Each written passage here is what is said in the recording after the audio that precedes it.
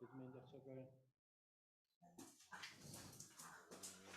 A prif neges gan y gweinidog oedd bod hi yn llawn deall. Na. Does dim byd. Ydyn ni cael drop yn ôl? Brenlin, iawn, nawn ni just gael y ddau funud felly.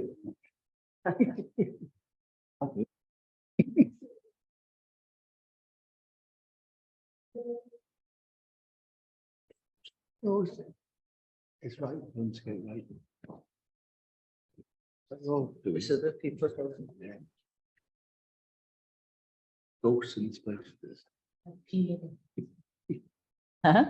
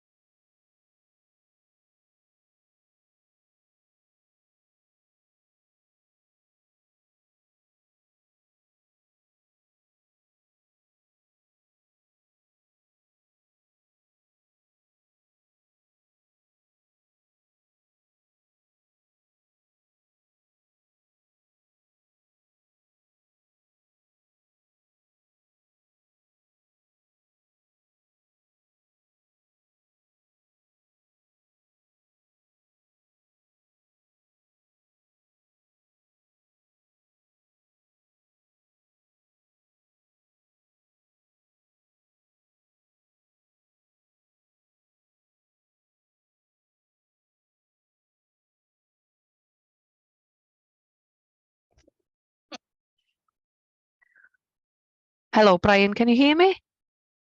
Right, okay. Okay, diolch. A mae Paul yn trio dod i mewn hefyd, okay?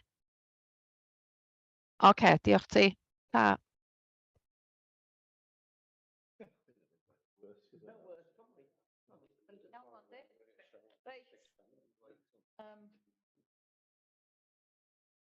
Rob? Gyn Paul. Iawn, da chi'n clywed ni o'n Brian? You hear us now? I can hear you, but I'm not. Yeah, I'm still here. Paul was trying to come in as well. He's been trying to come in for the past 10 minutes, but he was in the waiting room.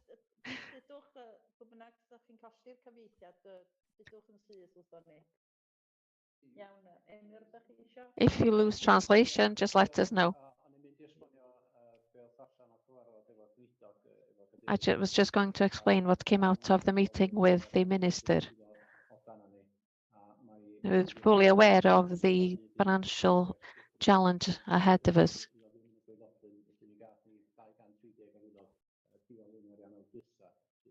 We had funds that were left over from last time around.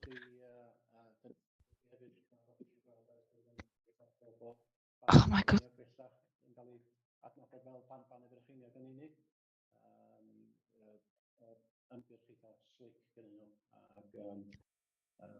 Just if you're not doing this. Yeah, Sorry, Brian, I don't think there's a microphone by Emyr, Anwen or Dilwyn at all. There's a problem. Catherine's not hearing Emyr and Anwen. Where's the microphone? Is it the, yeah. Is it? And it's, yeah, okay.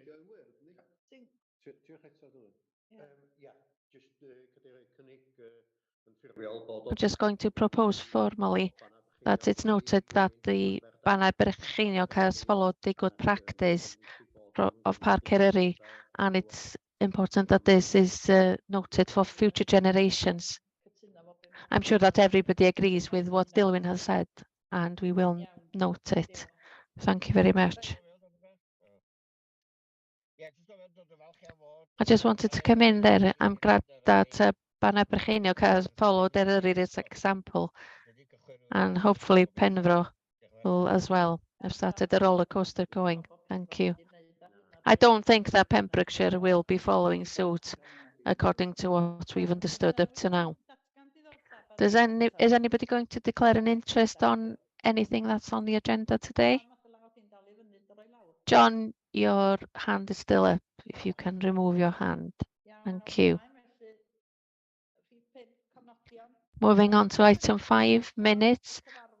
Can anybody propose that the minutes of the meeting that was held on the 8th of February are correct? Edgar and Ivor, thank you. Any matter arising from the minutes that you wanted to draw our attention to? Just a couple of things that I'd like further information on, please. On page 5, number 2, you mentioned there that's going to have a meeting with Mabon ap Gwynfor and Janet Saunders. I'm just wondering how that meeting went. Well, they gave us a fair hearing. I think it's been beneficial. We were able to follow up with questions on the Senate floor. And I think that helped us with funding at the end of the year, and that there is understanding there. And as a result of that, in relation to Hafod Eryri, there was a meeting to see if there was additional costs. Has anything else arisen from that? Iwan? We've just had an email to delay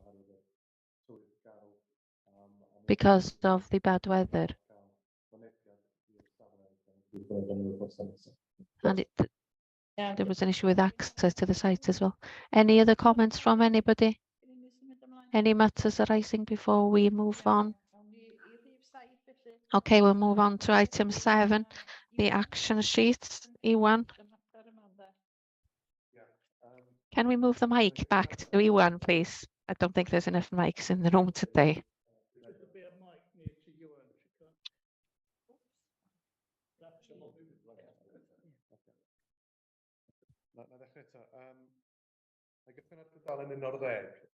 I'll start on page 11. Item numbers, then page 11. Some things have been deleted from the sheet, and we said that we would consider deleting this. There are 3 matters. 2 have been completed, and the first one, there's a new officer in the property section, and the asset subgroup has also met, and the work is ongoing. I think this is quite short term, really. And there are some actions where the actions have actually been completed. There is a danger that things can go on and on, of course.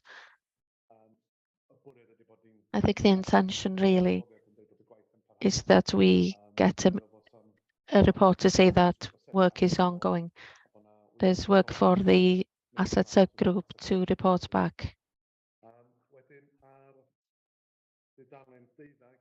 On page 12, I would ask for one change to that. That is in the responsible officer. It states Nia Murray and myself, but I think that the chair should also be a part of that decision, because the chair is the line manager for the chief executive. So propose that the chair, Nia, and myself are the responsible officers, and the action remains on the sheet at the moment. Do you agree with what Iwan has said in relation to page 11? That item is deleted, and also on page 12. Does anybody have any comments or observations to make on the action sheet before we move on? Can we have a show of hands if you accept that, please? Motion carried. Okay, thank you. Moving on to item 8, medium-term financial plan.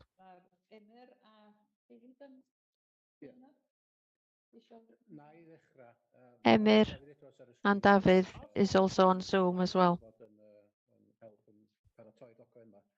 He's been preparing this document as well. Just to give you the purpose of the document, we started producing this document when austerity hit us, and it gave us, the members really, a quick overview of what the financial situation of the authority is. It gives you a bit of a vision regarding what the challenges are over the next 3 to 4 years. So that's the purpose of the report. We tend to turn to this because of inflationary pressures on the authority. Over 3 years, inflation is likely to be about £1 million for the authority, and a lot of that is based on the cost of fuel. It's a moving ground, so to speak, which moves pretty quickly. Specifically, in relation to this report, if you want to see the important figures, if you were to look at 4.5 in the report, which recognizes the size or the scale of the challenge, and under 4.6, we set out what the challenges are, which the authority cannot avoid. We know that there's going to be more costs, but the income lines, of course, can also meet some of those issues, specifically the car parks. There's also information about Havadureri reopening, although that is recent. There have been changes in the pension fund and the challenges relating to Plas Danabulch, which we discussed in the last working group. And right at the beginning of the authority, I mentioned that there's one-off funding coming in from Welsh Government. So for the first time, that's really important for us as an authority.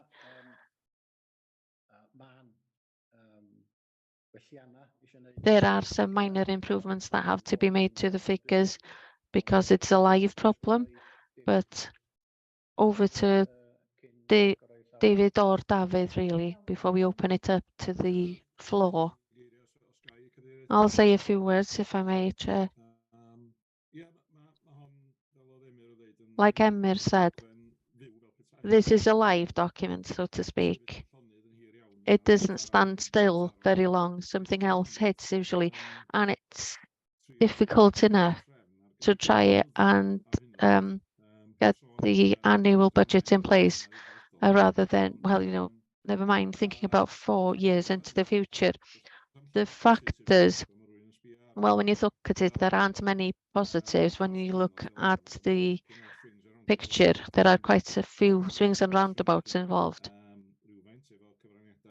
Of course, there have been one-off payments from Welsh governments, but otherwise, all of the payments, well, most of them are not funded by the government, and the deficit is as a result of inflation that Emyr mentioned, and that the grant is not increasing with inflation, and every year it becomes deeper.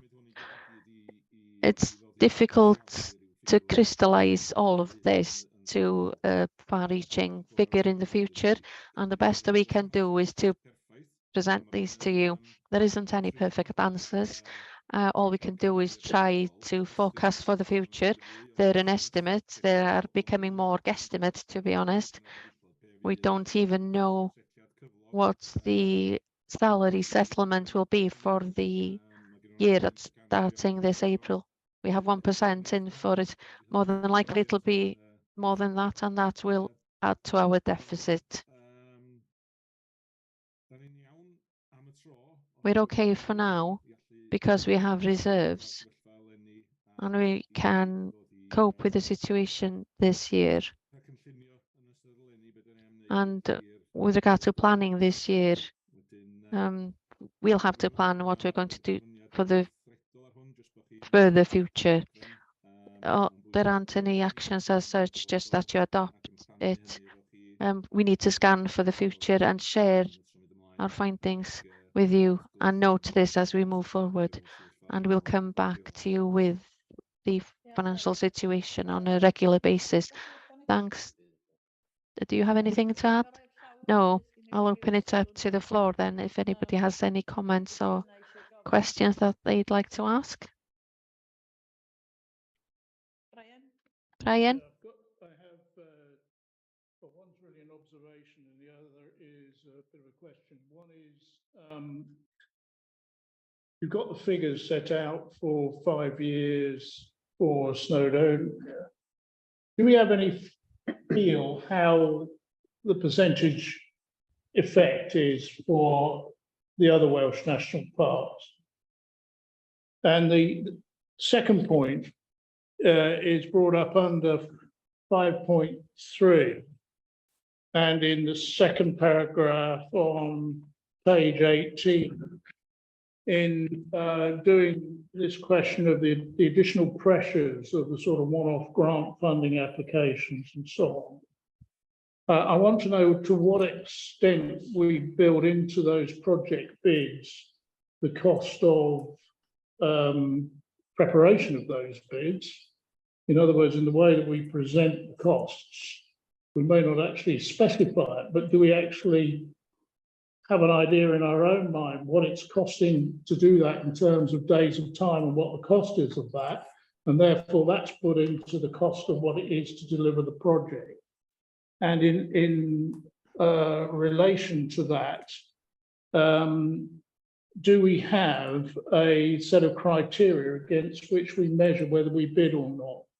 So, you know, to what extent is it, you know, hitting our absolutely key priorities in terms of biodiversity gain or climate change or whatever it might be, as well as the other one. So everybody's aware when they're evaluating, do we go for this or do we not go for it, is the financial scale, as well as this question of whether it hits the overall objectives of the organisation. Certainly where I used to work, we had a financial limit imposed on us of the size of contract that we would go with, which was arrived at over time on the basis of what we learned about how long it took to prepare these. And certainly over that level, the cost of the preparation was built into the cost of the projects. So whilst if you won that bid, you got it back, but also if you didn't win it, you know what the knock-on cost was and how much you were going to have to get from somewhere else. Right, so the ateb am hwnna. So I can answer this. Forgive me if in terms of the situation with the 3 parks, the formula of the 3 parks has been established for a long time. And this, I wouldn't recommend that we change this formula as a RURI, but it is interesting that the grants, new grants, do not reflect the formula in a sort of competitive basis. In terms of costs, this is something that continuing members will have raised. In the maintenance grants, there are 2 elements of recovering running costs, 10% for administrative costs that doesn't need to be audited. So the cost of running the grant, and then up to 15%, depending on the nature of the project, for the officers who carry out that particular project. So we can recover approximately a quarter of the project cost. So that's an improvement. In terms of prioritizing, we had a paper to the performance committee gave you an outline of which projects we are running, and at the tail of that paper, I ask you to confirm the priorities. The last time we discussed it, you asked me to simplify the shopping list, if you like, or priorities for this year. In terms of thresholds, the threshold was set then about £100,000 before we came to members for permission to run a project. If I remembered everything, is that all right, Brian?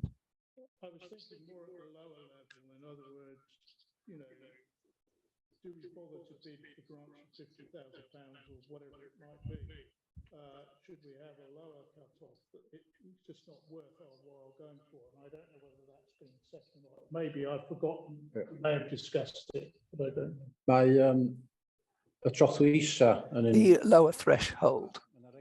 There are some projects that just only want a small amount of money to make a difference. It's interesting when it went in with the National Parks partnerships. We had support from the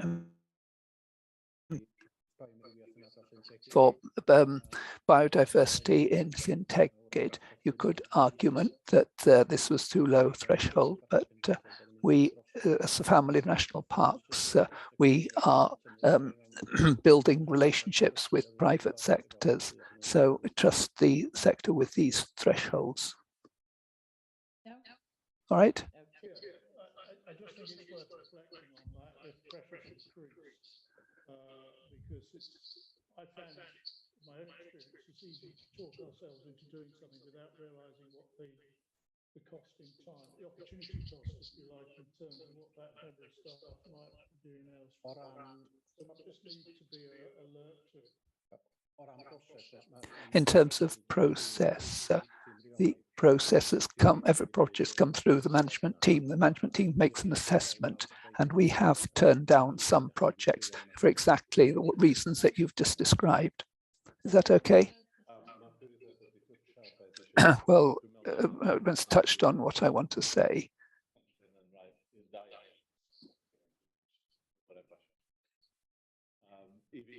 To me, then that deals with everything I want to say. So I would touch that. Working with the private sector, there are some are still doing that. And I think that in section, these future steps, we should include here to look forward more detail to things like sponsorship and private money, and how we can use that to improve with the national park, because definitely the people out there who want to give money, and the government, it's a bit strange, it's different in Wales from in England, that we should look forward to this in more detail, such as BMW in Llyn Tegid. Just if I can just come back on that, then BMW, I talked with, come back, talk with officers and say, we're discussing our costs, but that's a matter of learning.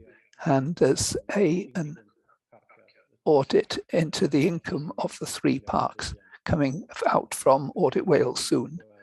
And they see that diversification, we should diversify our income base. But the minister has taken the pressures off us. I don't know. It's a difficult area. If we go down this path on a major scale, then we'll have to look at our management systems to make them more effective. Ivor and then Brian. What sticks with me is looking at this grant. Every year there is slippage. Last 3 years, look at it. Well, with 10% inflation, this is 30,000 after 3 years, 30% over 3 years, almost a loss of our income. is it worth challenging this? The Welsh Government about this? Well, we can't shop things without money. If you're running a business, it's difficult, so, isn't it?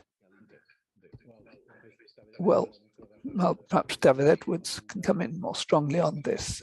When we prepare notes for meetings with one of the Senedd members, I compared our income from 2000, and we're almost 70% down. The figures, Welsh Government themselves in a very difficult situation. And if you look at health, education, and so on, David knows more about this than me. David, do you want to come in? Yes, thank you. I don't have a lot of wisdom on this, but I agree with the member. It's ridiculous that inflation at the level of 10%, and we're not getting any additions. And it is definitely corresponds to a cut of 10% each year if inflation continues. We don't expect inflation to continue at this level. The book is, I think, it'll be down to about 4% by the end of the calendar days, but perhaps the Bank of England there is being optimistic, you know. But whatever it is, it's more than zero, isn't it? And this we've discussed with MPs and so on in the authorities meeting in February, and it's in the second bullet point under 5.4 in that report. You know, we don't want to take we want to take advantage of every opportunity to influence relevant civil servants in the National Parks Department. We want to do it with some of the other civil servants on the financial side, but it shocks me. One increase we've had over the last 3 or 4 years. And so you think, well, the wheels have turned. So we're starting to get some increase, and then they go back to flatlining again. There's no rationale behind it. Perhaps there's a bit the government is in a difficult situation because they have to weigh up everything with their money. But it's a very, very small sum of that out of the total of Welsh Government is what the parks get. So it wouldn't hurt them to give whatever inflation is on top of the grant, but because it is does correspond to a cut if they don't. Can I just come in there? Looking at the paper I gave you in January, our core budget for Eryri was 5.9 million in 13-14, and it's now 5.4. So we've had a cut and we've had inflation over the 10 years. It's a miracle that we can achieve what we do with this cuts. Brian wants to come in.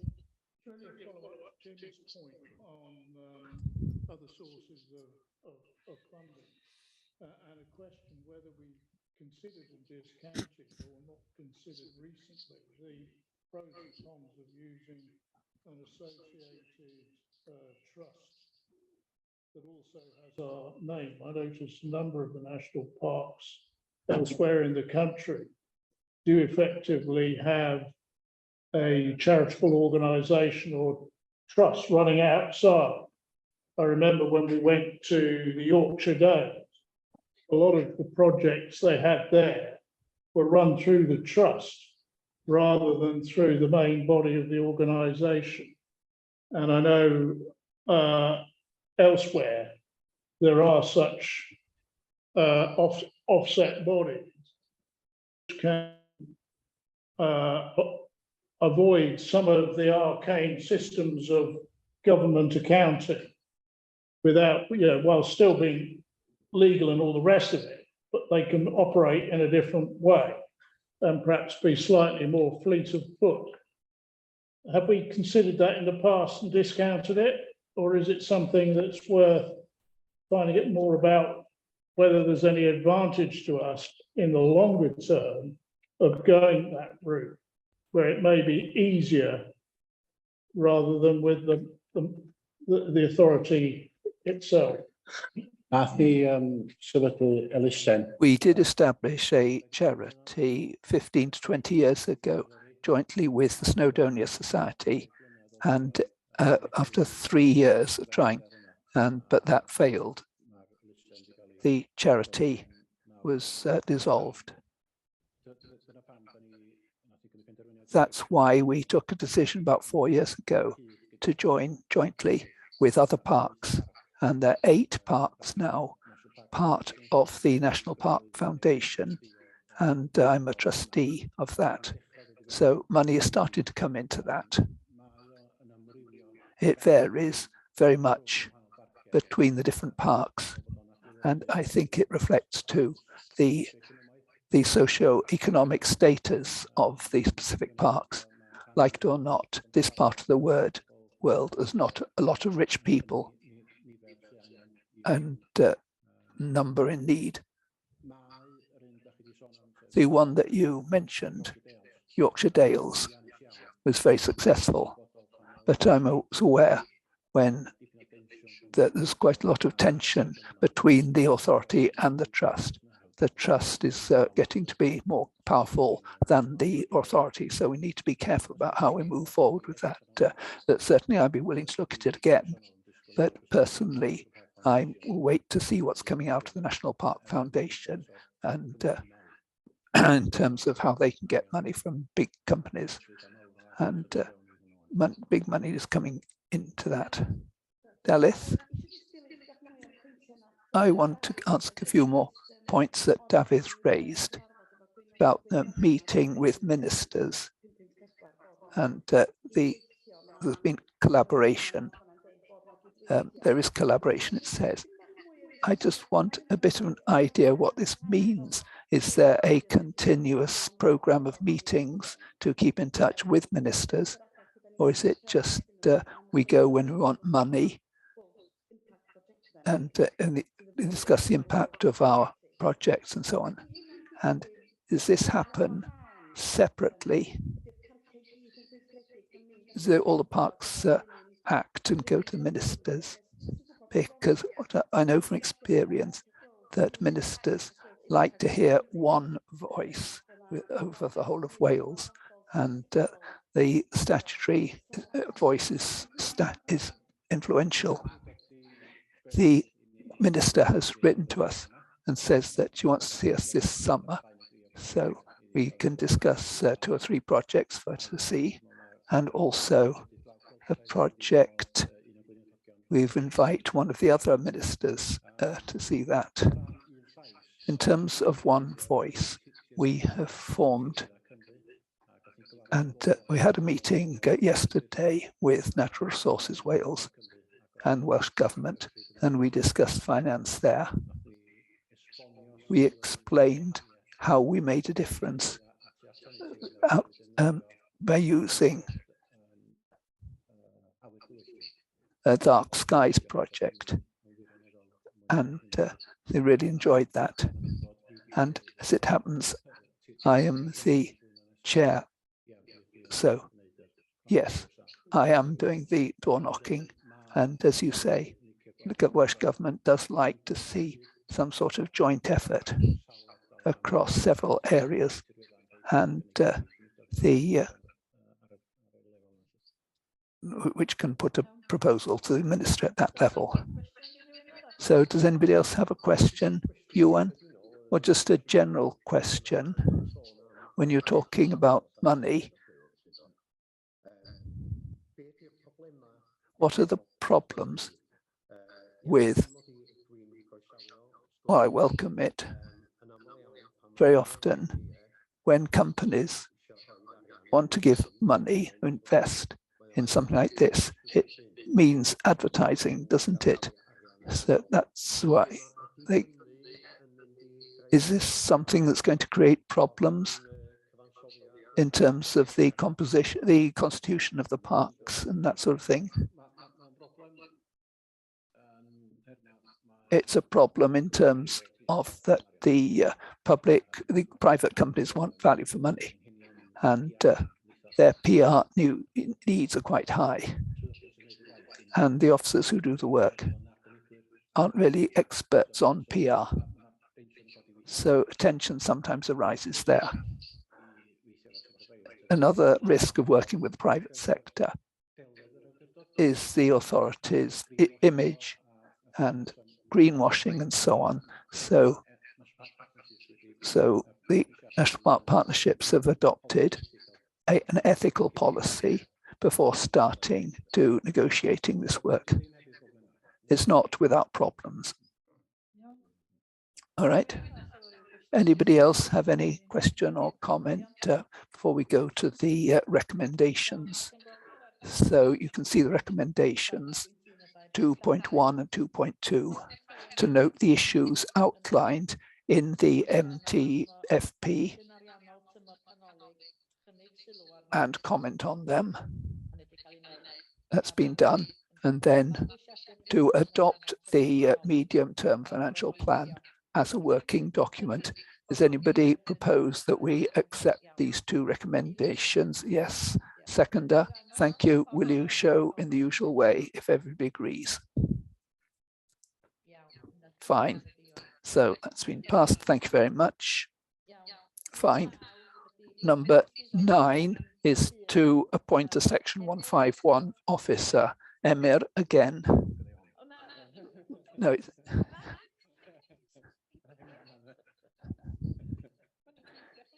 Well, we're working you hard.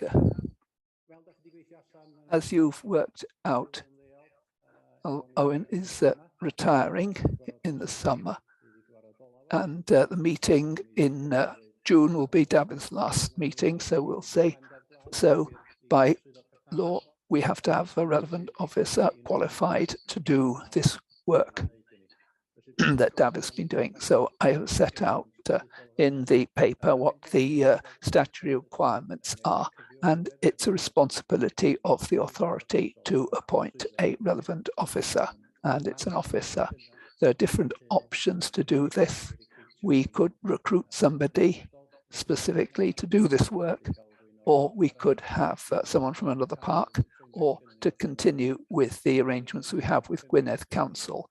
Must say the arrangements through David has done it particularly well, and he's been great help, not just to the chief executive, but to the members, and has provided a great service as an internal officer. And also in the discussion on the last item showed how important it is to have such an officer to safeguard our interests of the authority. And certainly the 3 national parks in Wales are very grateful to David for the work that he did in COVID, opening doors for us to take us through the COVID period. And without these links, connections, we wouldn't have succeeded. So I've been in discussions with the chief executive and leader of Gwynedd, Congo Gwynedd, and see if they'd be willing to continue with the present arrangements, and ask the present treasurer if he's willing to consider taking the 151 post. In principle, everybody's comfortable, but we can't start these discussions without having your formal support as members that say that you're happy to follow down this path. If you're happy, I will invite the officer to the next meeting, so we can have some sort of interview, and you can agree if to the point. So, David, you want to come in? Thank you, Emyr. Well, I should express an interest as Gwynedd, as my chief employer in this item, but I think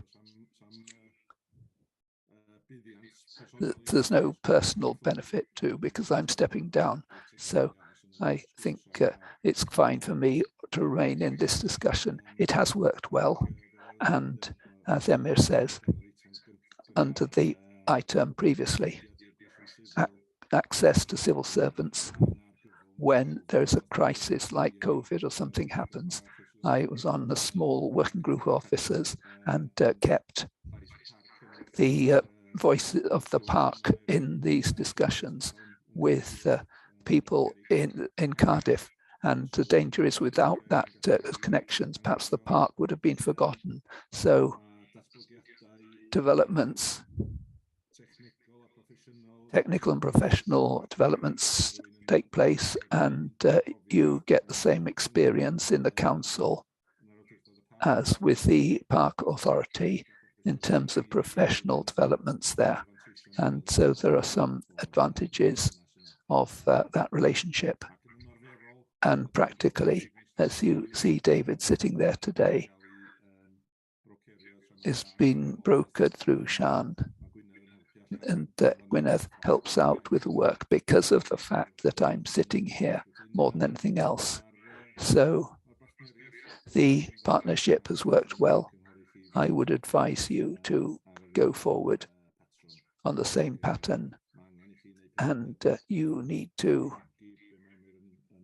make a decision to support what Emyr suggests in order for him to be able to speak with and invite the relevant officer, because it is an appointment of a specific office that you have to do statutorily. So I think we're looking for support in principle today in order to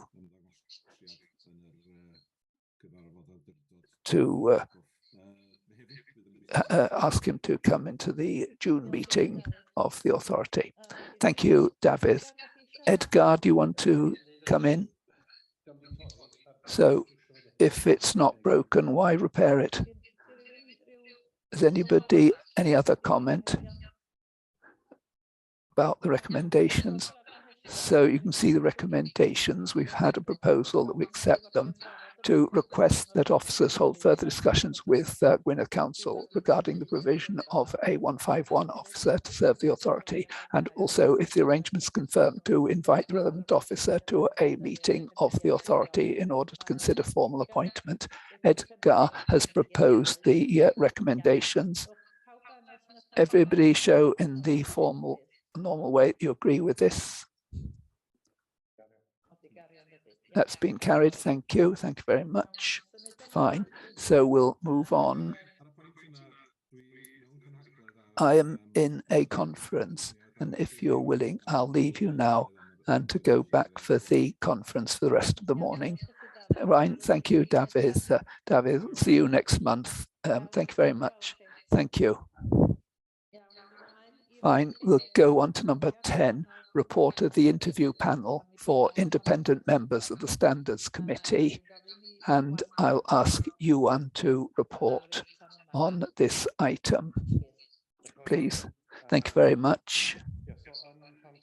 So in the first part of the report, the paragraphs 1.1 to 1.5 set out what the duties of the Standards Committee are and the background to that.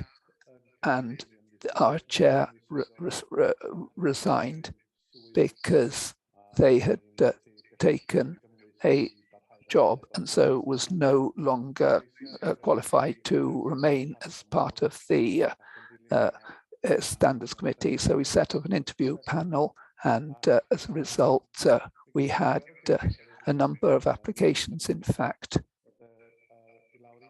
and we got it down to 5 in the end on the short list, and we saw the 5 with a panel.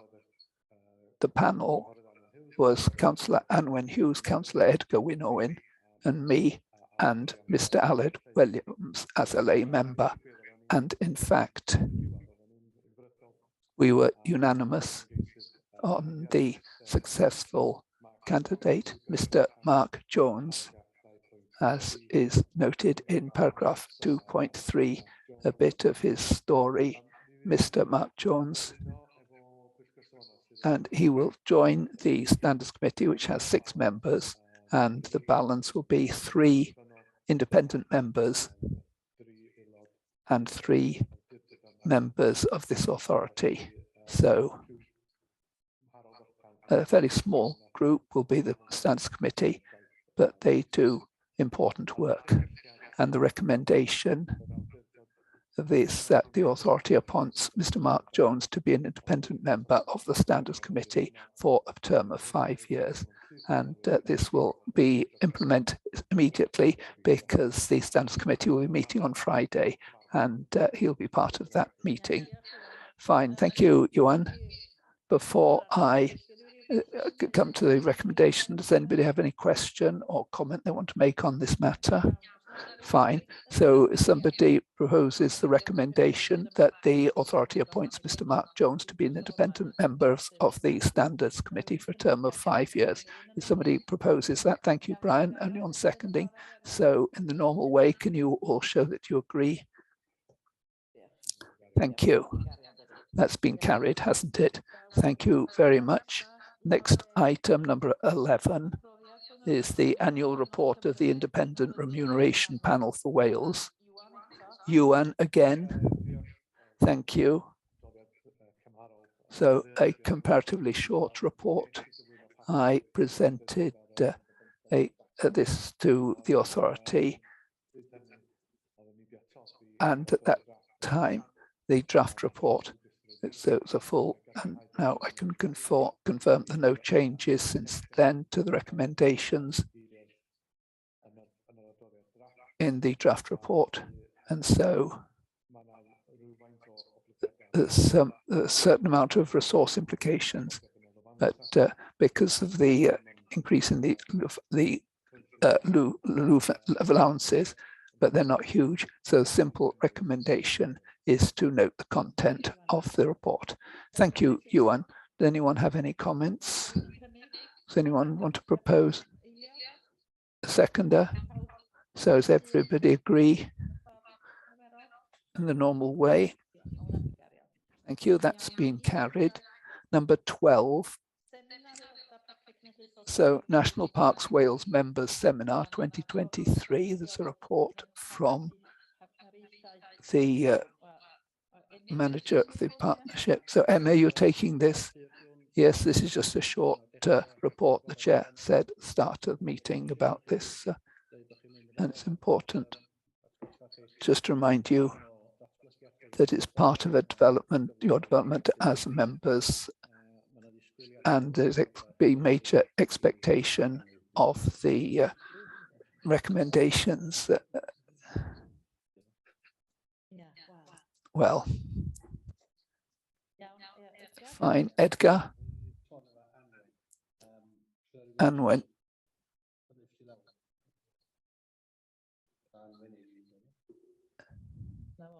there we are. Fine, thank you. So then I enjoyed, wasn't too much work.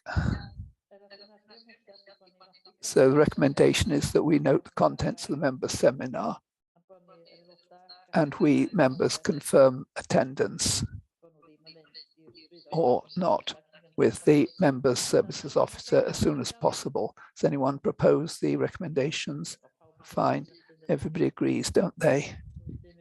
So then move on to number 13, the members working group report. Edgar. So the report is there. Are there any questions? Has anyone any questions?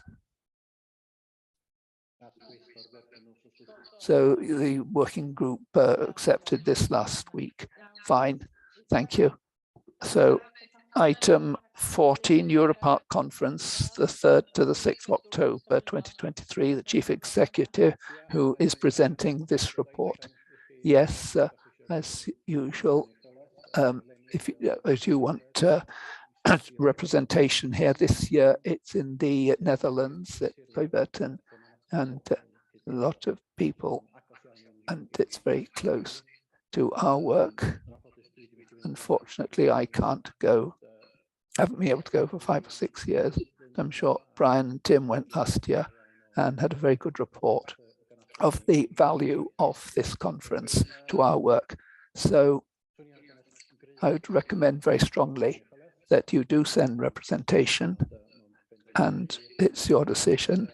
And then if you do approve going, then we usually send 2 people who are interested in this field, and practically one officer and one member. Over to you, Chair. Thank you, Emir. So you can see the recommendations, and then we decide we're going to send one member. So everybody agrees with that. And then 4.2 asks for nominations, a name of a member to attend this conference in Europe Park, the start of October. Perhaps 2 want to go. I was going to propose Ivor Glyn. I would second that. So is your passport ready?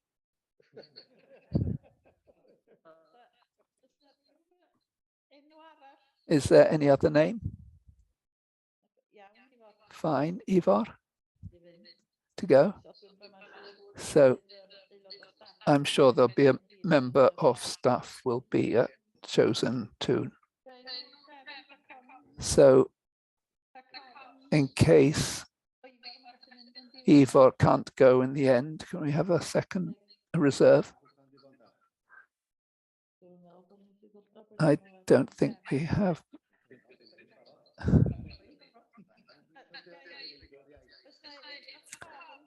So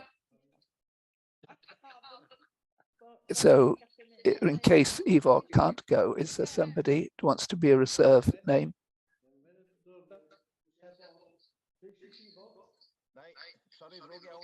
Sorry, I'm very sorry. I'm late coming in. There's the problem of COVID, I'm afraid. I had an opportunity to think about it, Ivor. I'll look into it and the times and so on. Great, thank you, Elfed. So where are we now? Calendar of meetings. Have you had a copy of the calendar for the year? So there's no discussion on this, it's just for information. So everybody notes the dates. Yes. Anybody, so just note them. Fine. And then,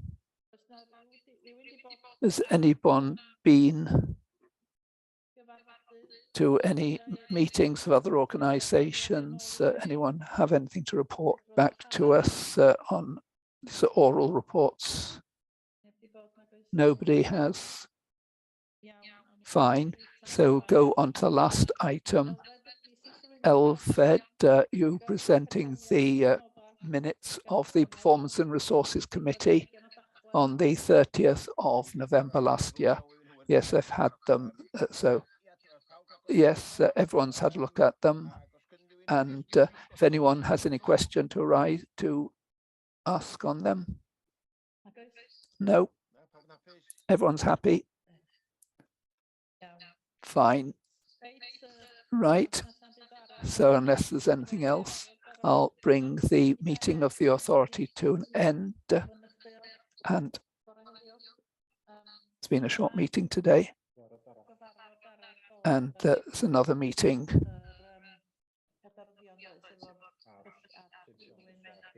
Yes. With finance. So is there another link for this for those who are joining from us? No, I didn't send anyone a link. So still, it's not.